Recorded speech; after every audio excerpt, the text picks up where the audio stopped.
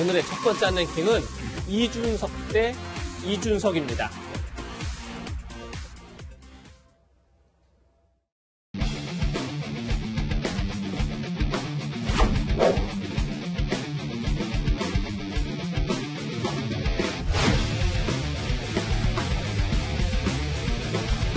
정치가 젊어지고 더 개혁해야 된다는 큰 명제 하에서 이런 결과가 나왔다 봅니다.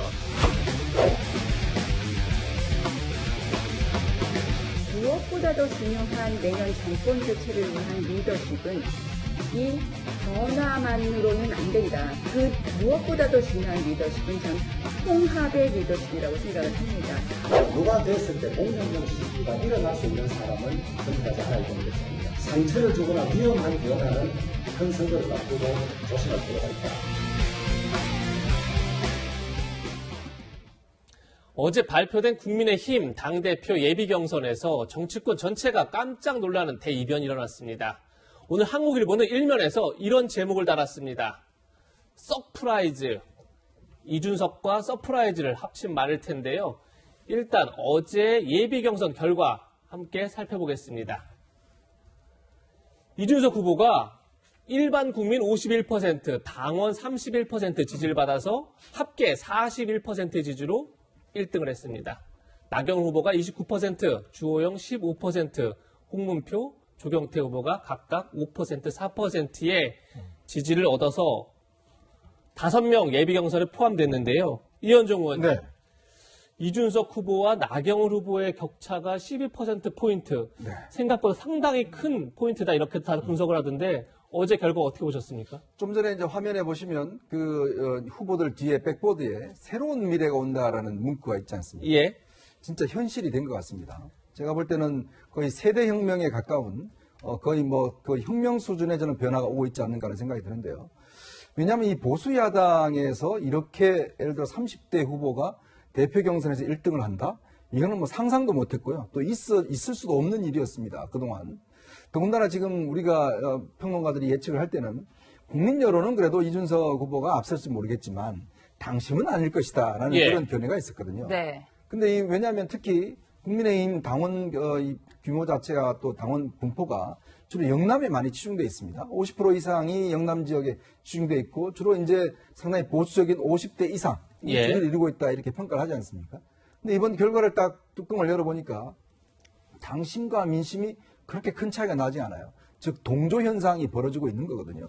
예. 네, 좀 이제 보시면 당원 여론조사도 큰 차이가 없었다는 그렇습니다. 말씀이시죠? 한번 네. 설명을 해주시죠. 예. 그러니까 당원 원래 이제 2개 여론조사 기관에서 이제 국민 민심을 조사를 했고요. 예. 또 당원들을 상대로 해서 이제 여론조사를 한 것인데 네. 국민 여론조사 같은 경우는 이제 원래 국민의힘 말고 민주당 지지자들은 뺐습니다. 예. 그러니까 빼고 난 다음에 이제 카운팅을 한 것이고요. 당원 쪽도 마찬가지로 이제 저렇게 조사를 한 것인데 지금 나경원 후보하고 당심 같은 경우는 1%포인트밖에 차이가 나지 않습니다. 나경원 후보가 32%, 이준석 후보가 31%네요. 그렇습니다. 이게 또 보면 주호영 후보 같은 경우는 이분 같은 경우는 좀 영남을 기반하고 있지 않습니까? 그렇죠. 예. 그럼에도 불구하고 이렇게 이준석 후보와 차이가 나는 거거든요.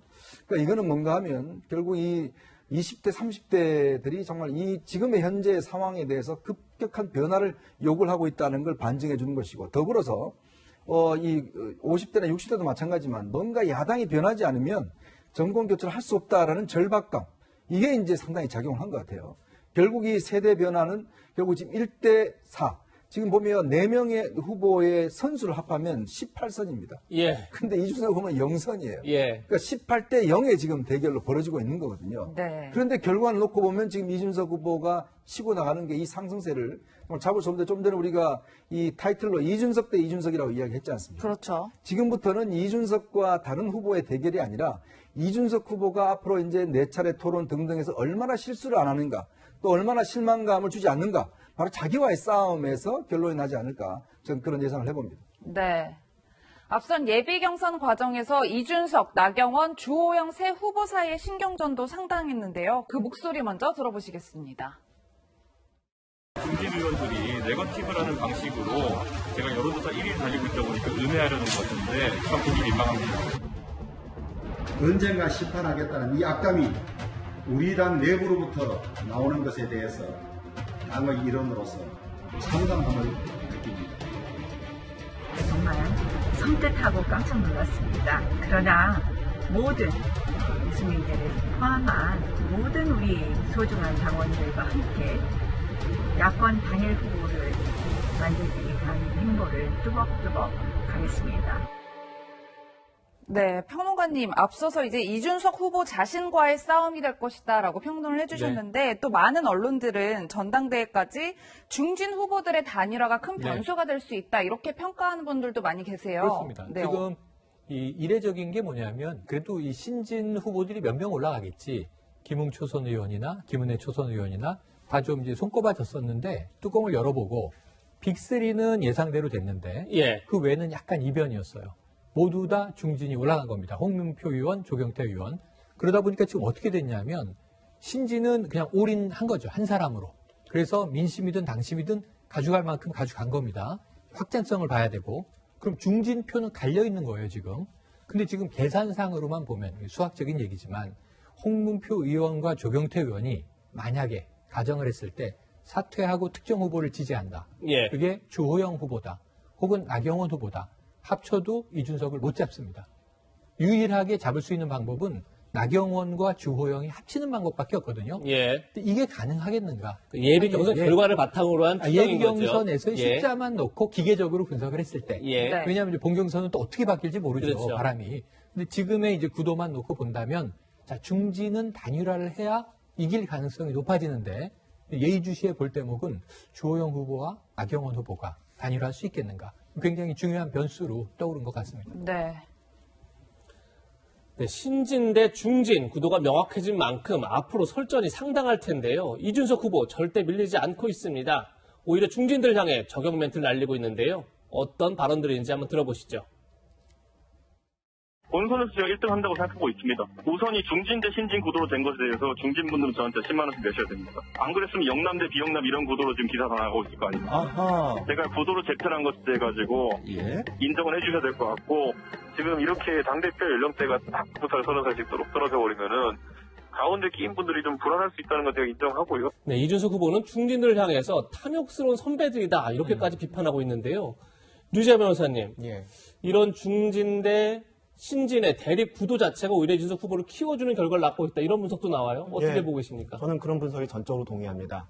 이전에 한 두 가지 정도 사례가 있었어요. 예. 첫 번째는 그 주호영 후보가 이준석 후보를 향해서 에베레스트를 등산하려면 동네 뒷산만 오른 경험 가지고는 안 된다라는 식으로 이제 본인의 어떤 경륜을 강조했거든요. 예. 거기에 대해서 이준석 후보가 바로 맞받아쳤어요.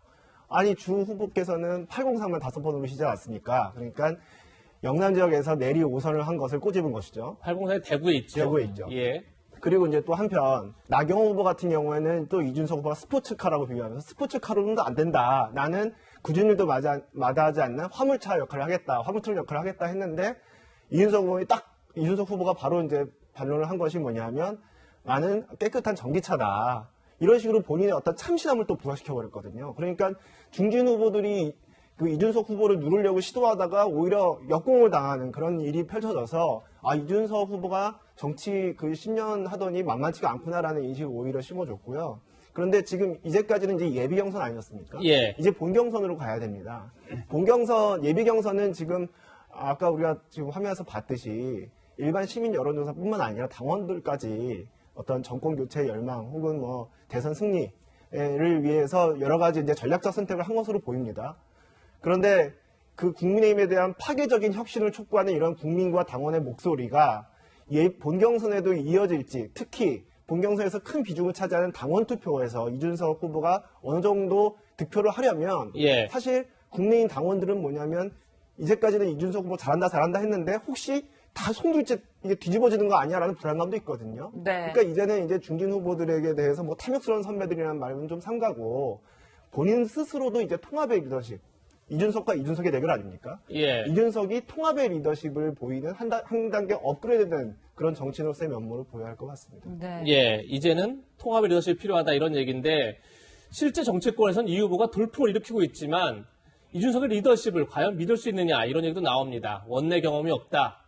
논쟁을 좋아하지만 주장이 너무 가벼운 것 아니냐 이런 얘기들인데 이현종 의원님 조금 네. 전에도 이준석 대 이준석 제가 제목을 단 이유도 결국은 이준석 후보가 얼마나 안정적 리더십을 앞으로 보여주느냐가 이번 전당대회 결과를 승부짓는 것 아니냐 이런 생각에서 이제 그렇게 제목을 달았는데 어떻게 이현정 의원님도 조금 전에 그 얘기하셨지만 결국 안정 리더십을 보여줄 수 있을까 이게 숙제다 이런 해석이 되는데 어떻게 보십니까? 그러니까 지금 이준석 후보를 향해서 지금 중진 의원들이 원내 경험이 없다 이렇게 이야기를 하는데 예. 근데 그 원내 경험이 많은 분들이 그동안 선거 4번이나 지셨나요?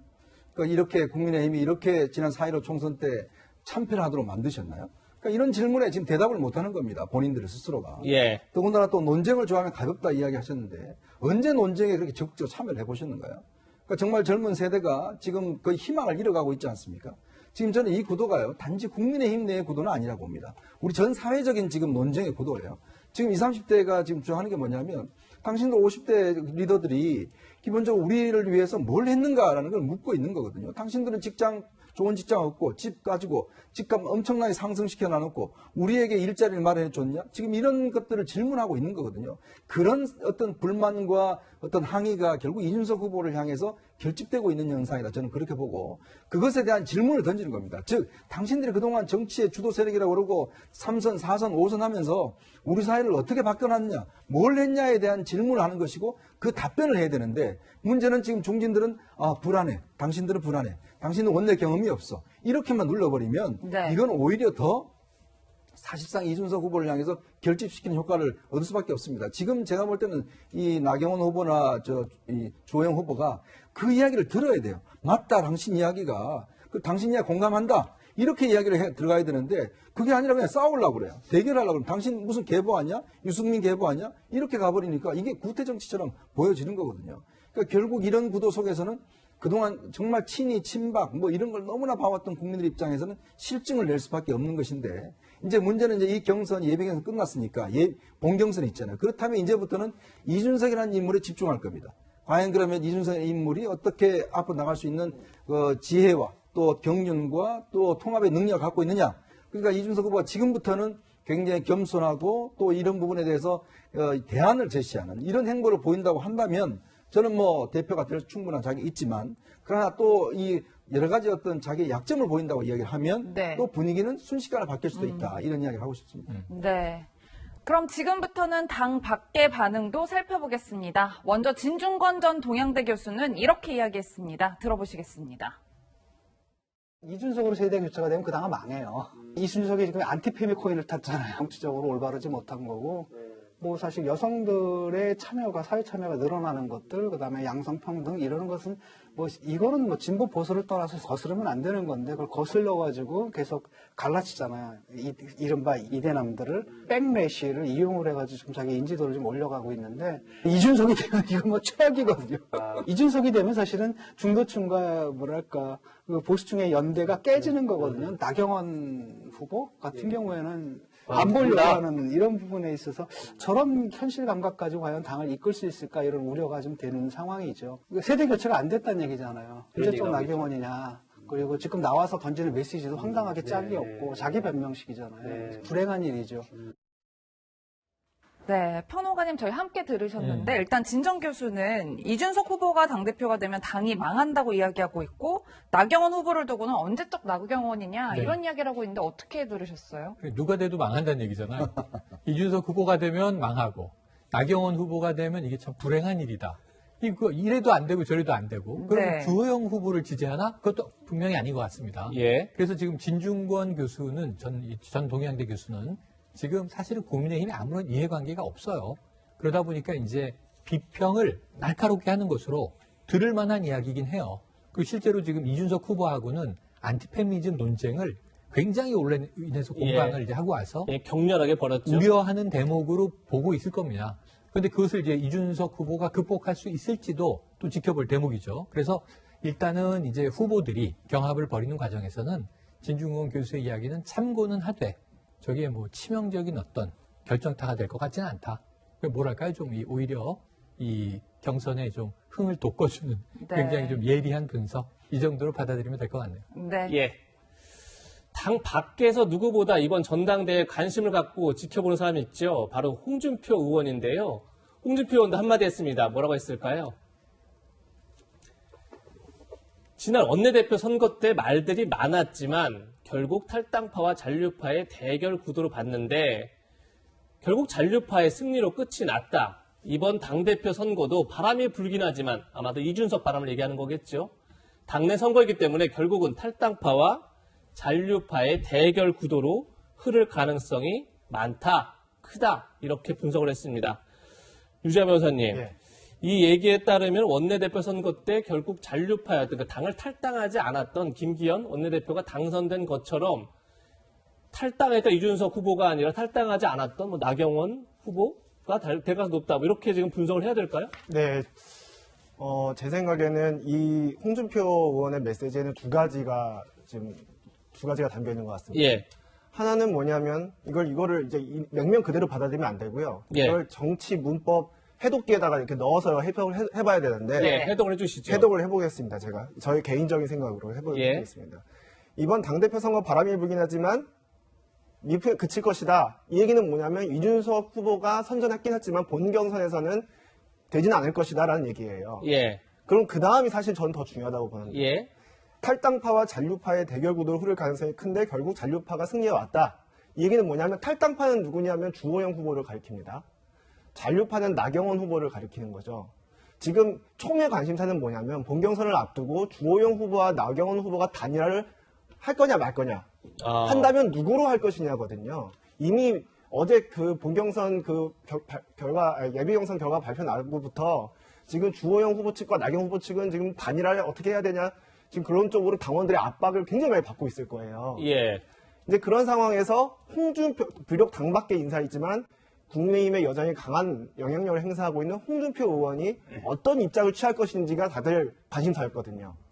그런 상황에서 지금 홍준표 의원이 제 개인적인 견해로는 예. 탈당파가 아닌 잔류파인 나경원 후보 쪽에 힘을 실어준 것으로 해석될 수 있는 얘기를 한 겁니다. 그러니까 이준석 대 나경원 후보 얘기가 아니라 오히려 중진들의 단일화인 나경원 대 주호영 싸움에서 그렇습니다. 나경원 후보의 손을 들어준 거다. 예, 저는 그렇게 해석을 하고 있는데요. 제 정치 네. 문법 해독기가 맞는지 틀린지 모르겠는데 저는 그렇게 해석해보는 것이 좀 이번 본경선을 보는데 하나의 관전 포인트일 것 같습니다. 예, 아주 네. 흥미로운 분석이었습니다. 그렇다면 국민의힘 전당대회가 관심을 모으면서 여당은 좌불안석이다 이런 분석도 나오고 있습니다. 여당 의원들의 반응 먼저 듣고 이야기 이어가겠습니다. 이준석 당대표가 되는 게 우리로서는 나쁠 거 하나도 없어요. 국민의힘 같은 경우는 극단적인 원심력이 작동해서 더군다나 또 밖에 윤석열 포스트를 해서 사실은 불안불안한 상태인데 이준석 당대표가 되면 국민의힘이 간데온데 없이 가뭇 없이 또 사라질 수도 있겠다 이런 생각이 들어요. 그래서 조심하시고 잘하세요. 사실은 이제 굉장히 부럽죠. 어떤 측면이 부럽냐면은 되게 역동적이에요. 그리고 왠지 좀 생기 발랄하고 톡톡 튀는 그런 보는 즐거움이 있습니다. 근데 이제 한편으로는 이제 속도 좀 쓰린 측면도 있죠. 이준석 돌풍은 저는 이렇게 정말로 놀라면서 보고 있습니다. 한편에서 이렇게 부럽기도 하고요. 또 한편은 좀 무서운 현상이다 생각이 듭니다. 국민의힘이 갖고 있는 이미지 자체가 낡고 고루함의 상징이었었는데 새로운 변화가 만들어지는 모습 굉장히 지켜보고 있습니다. 네, 위원님 저희가 여당 의원들의 목소리 함께 들으셨는데 반응이 좀 엇갈리는 것 같긴 한데 저희가 어떻게 해석할 수 있을까요? 글쎄 뭐 정청래 의원은 그동안 예측이 많이 틀려왔었기 때문에 별로 그렇게 저는 고려하지 않는다고 보고 지금 나머지 의원들의 지금 반응을 보면 저는 오히려 이 문제가 정말 민주당에게 큰 충격으로 가져갈 수가 있다. 왜냐하면 예전에 우리가 스마트폰이 처음 나왔을 때요. 그 삼성과 LG가 아주 대조적인 게 있었습니다. 그러니까 삼성 같은 경우는 그때 애플이 처음 나왔을 때 삼성은 이거 큰일 났다. 빨리 스마트폰을 만들어야 된다라고 해서 그 아주 집중적으로 해서 갤럭시 폰을 처음 만들어냈고 그때 LG 같은 경우는 무슨 소리냐? 스마트폰 곧 사라질 것이다. 그래서 계속 그 전화기를 옛날 전화기를 만들어냈어요. 근데 그 결과는 어떻게 됐죠? 지금 삼성은 세계적인 기업들 스마트폰 강자가 됐습니다. LG는 철수했습니다. 스마트폰 사업에서. 저는 바로 그 결과라고 봅니다. 지금 보면 결국 이 흐름 자체는 지금 민심이 사실은 정치인들이 보는 것보다 훨씬 더 부글부글 끓고 있다는 거예요. 지난 4.7 재보궐선거 보셨지 않습니까? 그걸 보고도 민주당은 조금 반성하는 것 같다가 지금 다 원점으로 돌아오고 있는 거거든요. 근데 그게 에너지가 없어지겠습니까? 여전히 살아있는 거거든요. 그렇다면 이 변화, 지금 야당에서 일어나고 이 변화를 지금 민주당은 이거는 내년 대선을 겨냥해서 본다면 정말 크게 지금 걱정하고 대비해야 될 그런 움직임인데 곧 사라질 것이다, 곧 망할 것이다 이렇게 이야기를 한다면 더 큰 변화가 올 수밖에 없습니다. 저는 그래서 이 변화를 주목하고 이 변화에 따라가지 않는 이상 지금 민주당도 계속된 저 586들의 기득권 이걸 버리지 않으면요. 제가 볼 때는 다음 선거 글쎄요. 상당히 좀 저는 어려울 거라 예상이 됩니다. 예, 정치권을 오래 취재하셨던 이현정 의원님의 개인적인 분석 들어봤습니다. 이제 앞으로 과연 본 경선이 어떻게 될지가 가장 큰 관심인데요. 룰이 달라집니다. 예비 경선은 국민 50%, 당원 50% 이렇게 했었는데 본 경선은 국민 30%, 당원 70%인데 더 중요한 건 비율이 아니라 예비 경선은 당원 50%를 2,000명 여론조사로 했지만 본 경선에서는 32만 명이 모바일 투표를 통해서 선거인단으로 참여한다는 점입니다. 6월 7일, 8일 날 모바일 투표를 통해서 32만 명의 당원이 선거인단 투표를 하게 되고요. 네. 그리고 9일, 10일 날 일반 국민 여론조사를 하게 되고 11일 날 그 결과가 발표될 텐데 네. 최영일 평론가님, 네. 룰이 완전히 다르다고 볼 수 있을 텐데 이 다른 룰 속에서 이준석의 바람 계속 이어질까요? 그래서 우리가 봤던 것을 투영을 해야죠. 물론 이제 약 2주 남은 시간 동안에 어떤 돌발 변수가 있을 것인가는 아까 다 말씀하신 그 대목이에요. 이준석 후보가 혹시 어떤 자책골을 넣지 않겠는가, 혹은 더 신뢰를 이끌어낼 것인가. 저는 지금 나경원 후보와 이 주호영 후보가 너무 좀 절박한 것이 걱정이 돼요. 왜냐하면 경륜 있는 분들이 젊은이를 이렇게 리드하는 모습을 보여줘야 되는데 예. 뭐 이렇게 음모론이다 이렇게 찍어 누르려고 하면은 이게 원래 좀 경륜이 많은 분들이 더 없어 보일 수 있거든요. 그래서 이런 부분은 조금 전략을 바꿔보시는 게 어떨까라고 2주 동안 권고를 드리고 싶고, 지금 이제 이 예비 경선 내용을 그대로 투입을 하면, 자, 국민 여론조사는 이준석 후보가 압도적으로 가져갈 가능성이 높다. 근데 당심은 숫자는 많아지긴 하지만 우리가 그냥 확률적, 통계적으로 적용을 하면 나눠 갖는다라는 거거든요, 지금. 우선은 이준석 후보와 나경원 후보가 팽팽하게 나눠 갖는다.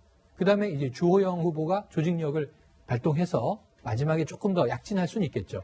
그런데 셋이 나눠 갖고 국민 여론은 이준석에게 쏠린다면 사실은 반반의 가능성으로 아까 중진이 단일화한다면 파괴적인 변수가 나올 수 있다는 전제하에 예. 중진이 될 것이냐 한 50%, 이준석이 될 것이냐 50%. 그럼 이 정도의 지금 진단은 이미 이준석 후보가 리드하고 있다고 봐야 하는 것 아닌가. 예. 그럼 이제 중진들은 어떤 방법으로 이걸 따라잡을까인데 절박하시면 안 되고요. 그리고 단일화도 좀 빨리 보기 좋게 하시는 게 좋을 것 같습니다. 네. 네. 이번 전당대회에서 36살 이준석 후보가 당대표가 된다면 헌정사상 처음으로 30대가 유력 정당의 당대표가 되는 건데요. 과연 이준석의 서프라이즈 계속 이어질지 지켜보겠습니다.